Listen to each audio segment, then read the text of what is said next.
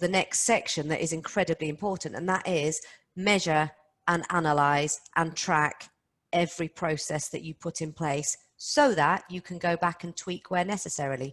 Do you want to talk us through that a bit more?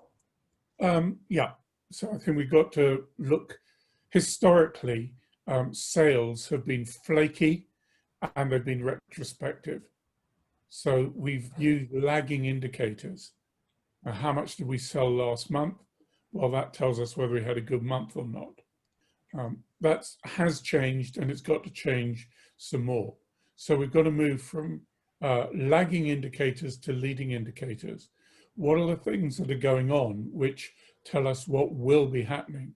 So that when you go into a management meeting, a board meeting, whatever it might be, you're talking about the indicators that can give the business confidence to know what will happen.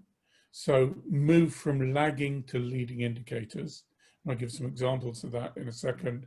And move from flaky into concise, clear, and compelling. So we need a sales dashboard, key performance indicators, if you like. And those need to be really simple. If you've got more than a dozen, you've got too many. If you've got less than 3 or 4, you've got too few. But the kind of things I want to see are things like activity-based. Are we doing the number of sales visits that we said we'd do? What is the mix of the customers that we're talking to? Maybe the mix of existing business and new business, and where's that coming into play? What are our conversion rates? What's our average deal size? These things will tell us what's going to happen in the future. It will also allow you to coach and manage performance. But we've also got to make sure that we're communicating that stuff clearly.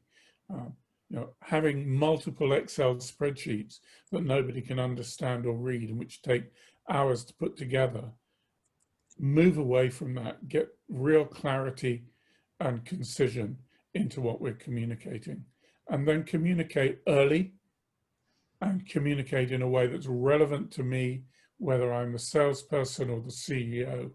Give me the information I can use, and balance the ease of collecting it with its usefulness. So it's difficult to collect if nobody uses it, don't bother.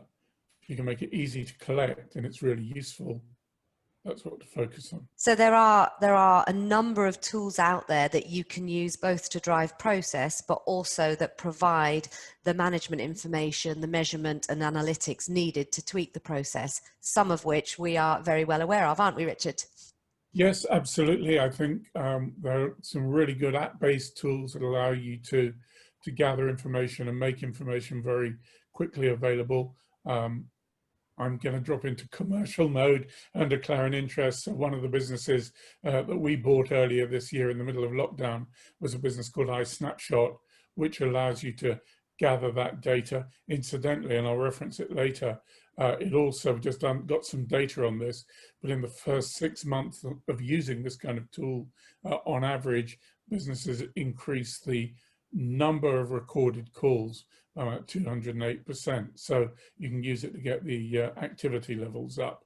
I think iSnapshot, obviously we've had numerous conversations about it and the development of that process, which I'm really excited about actually, having seen the back end of the product and its capabilities. But things like iSnapshot are out there. I probably haven't seen anything quite as effective as iSnapshot, but also the integration with CRM is possible there. So when you're looking at a wider marketing and sales strategy, having something with an open API so that you're only keying data in once is how you make CRMs work. Yes, and the great thing is that almost everyone is thinking about how you integrate things and single entry. But we're living in a data-driven world, so having a clear picture of what's really happening, not what Joe, the salesperson, is telling you they're doing, but what's really happening is hugely, hugely beneficial. And it opens the door to things like training requirements within the sales team, technical or soft skills, etc. So I think measure, analyze, the sales dashboard, as you very eloquently put it, is really important to define and then have that process within your business.